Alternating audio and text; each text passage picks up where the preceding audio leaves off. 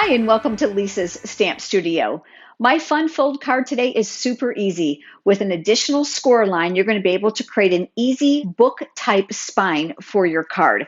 Here's a quick look at the card we're going to be creating together today. I also have an additional sample to share with you that uses entirely different supplies. If this is your first time visiting my YouTube channel, I would love to have you subscribe. Click the subscribe button down below, and next to it, make sure you click that bell icon. That will send you notifications when I'm live right here on YouTube, as well as when I upload a new video. Let's head over to the stamp table and let's get started on today's card. To create this fun fold, you're going to actually create your normal center score line, but we're going to do one additional. So I'm going to go ahead and use my paper trimmer. There's a light blade here for scoring and a dark blade for cutting, and I love that they navigate up and down out of the way. I'll open up the clear cutting track, and I'm going to position my cardstock at the 4-inch mark. This is the additional score line. Typically, this would be at 5.5. This cardstock is cut 4 1/4 by 11. So I'm going to go ahead and close that arm, and then I'll score at 4 inches. I'll lift that up, and I'll move it over to the halfway mark, which is at 5.5. Love that edge here at the top to make it nice and straight. And that's all there is to it. Now let's go ahead and put the card together. I recommend starting by reinforcing your score lines. I've got it folded in half, and I'll use my bone folder for that center score line. This is the front of the card, and here's that extra score line. So we're going to fold that back. Just make sure that your edges are nice and straight.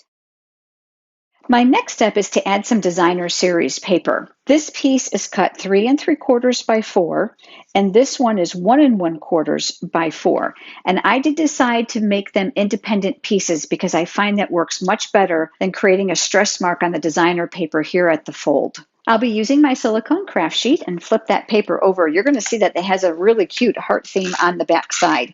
This paper is called From My Heart. This is going to get mounted here on the right side of this panel of the card base. I'm looking to create as equal of 3 sides as I can. We're going to do the same thing now with this piece, and I'm going to go ahead and add adhesive. I love the silicone craft sheet because any excess adhesive that falls here will rub right off. It's going to keep my work surface sticky free. I'm going to turn this to make this easier for my hand. I don't do too many things straight, but by doing it horizontally, I'm able to look here as well as here to see if I have my designer series paper lined up the best that I can, and then we'll just secure that in place. My next step is actually going to skip over to the embellishment because we're going to want to close up this binding area here.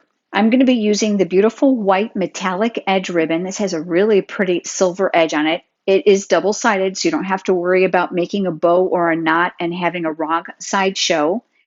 This is going to get adhered here to the center binding of the card. So what I like to do is I like to lay it there first just to determine how much room I need at the top and the bottom. And then once I'm happy with it, I'm going to go ahead and add a little bit of adhesive just here in the center, which is going to help hold that ribbon in place while I tie it. And then eventually, like I said, we're going to seal this. We'll come back to the front of the card. And then this is where you can make your bow or your knot. So I'm going to start by creating that single tie, and then I'm going to make my bow here at the top. Don't be afraid to pull tightly. The loops will be uneven. That's very, very common. But by creating a very nice knot here in the center, we're able to adjust those loops. So either you can press or pinch that, and then take your raw end and just pull. And that's going to allow you to adjust those loops to their desired size. And then just make sure that you come back in and tighten it, and you're going to find that they're going to be more symmetrical. I'm going to come in with my scissors now and just give those ends a trim. Now you might find that this area here is a little bit loose, like mine is. So I want to teach you a great card making hack for when you're adding embellishments like this. I'm going to use my glue dots. I'm going to peel back one of those glue dots here, and I'm going to use my Take Your Pick tool. This end has a putty tip, which is great for small pieces of paper as well as sequins. But I'm using the paper piercing tool attachment that's interchangeable on here. And I'm going to take that glue dot and I'm just going to ball that up so that it's smaller. And this is going to get tucked right behind the knot on the bow. And then I'll press that in place. What's going to happen now is it's going to ensure that this is nice and secure, especially while it's being pulled in and out of the envelope. While we got the front of the card here, let's go ahead and decorate it. I've got a piece of Whisper White cardstock here, and I've pulled out this beautiful detailed die. This die comes from the die set called Flourish Dies. There's lots of intricate flowers, leaves, and of course a border pattern here, which is where I've gotten this from. I'm going to go ahead and lay this on my cardstock, and I'll go ahead and pass this through with my clear cutting mats through my die cutting machine. That now has left me this. I'm going to flip this over on my silicone craft sheet, and I'm going to add very small dots of liquid glue to some areas. You do not need to cover the entire thing. You just want to make sure that it's secured. I've got my liquid glue here, and you might recall me mentioning that liquid glue, hot glue, and adhesive will not stick to it. So as this dries, it's going to turn opaque and you can rub it right off just like we did the adhesive.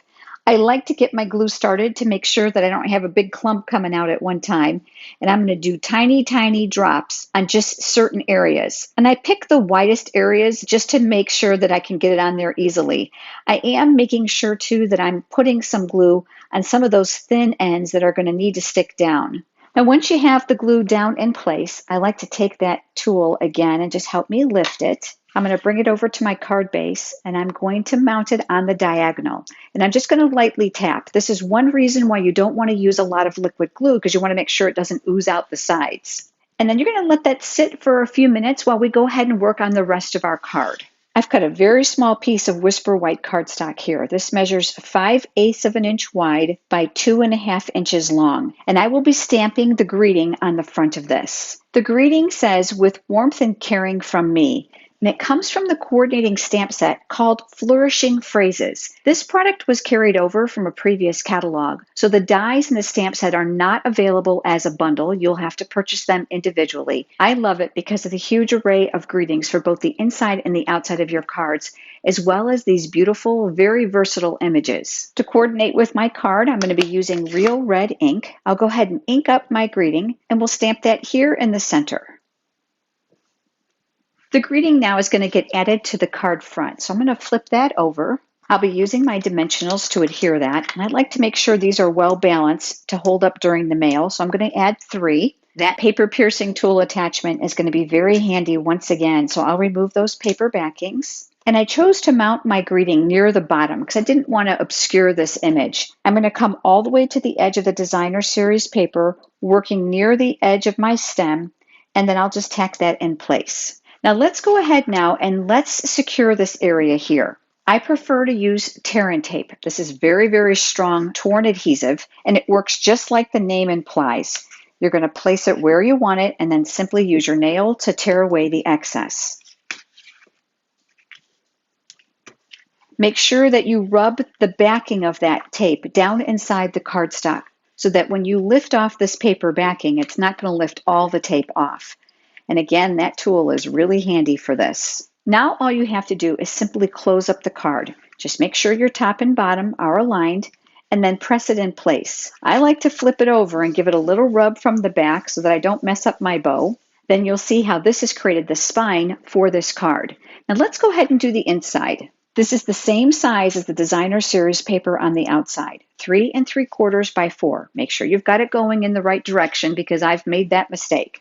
I'll be using the real red ink once again, and from that same stamp set, I've got the greeting that says, "Praying that your heart will be filled by the many loving thoughts that surround you today." And during this pandemic, this is a great greeting for you to send to family or friends. Once again, I'll come back to the silicone craft sheet and I'll flip that greeting over. I'll use my adhesive in my 4 corners, and then this will get mounted to the inside of the card. I have one last step on this card that I wanted to do. It is certainly beautiful as it is, but I wanted to play up that silver here on the metallic edge of this ribbon. So I'm going to add some rhinestones. These already have the glue dots on the back, which make them really easy to use. And I'm going to go a little overboard today, so keep in mind you can use as few or none or as many as you'd like. I'll come in here with my tool and I'll pick up one of those smaller rhinestones. I'm going to place that here in the center of this small little round area of the die. I'm going to do that for each one of these to bring some sparkle and interest to the front of this card. Isn't that pretty? That foil paper along with those rhinestones and metallic edge ribbon really provide a lot of emphasis for this card. I promised you one other card that has a totally different color scheme and different stamp set, and here it is. The cutting and scoring dimensions on this card are identical to this one. However, it uses the Forever Blossoms bundle. It also incorporates the ornate layers dies, which I used for this frame. So I stamped that floral image on that die cut frame. I used my Stampin' Blends alcohol-based markers to color it in. Very similar to the greeting that I've added here, just different positioning. Beautiful coordinated ribbon and champagne rhinestones for this card. And again, the inside of this one is stamped as well. This time I added a few flowers from that stamp set along with my greeting. I would love to know which one of these cards today is your favorite. If you have enjoyed today's video, please give it a thumbs up here on YouTube, which is a like. And if you're interested in receiving the current Stampin' Up! Catalogs or the new catalogs that are debuting on June 3rd, head over to lisasstampstudio.com and click on Contact Me. Thank you so much for joining me today. I look forward to seeing you next time. Have a great day.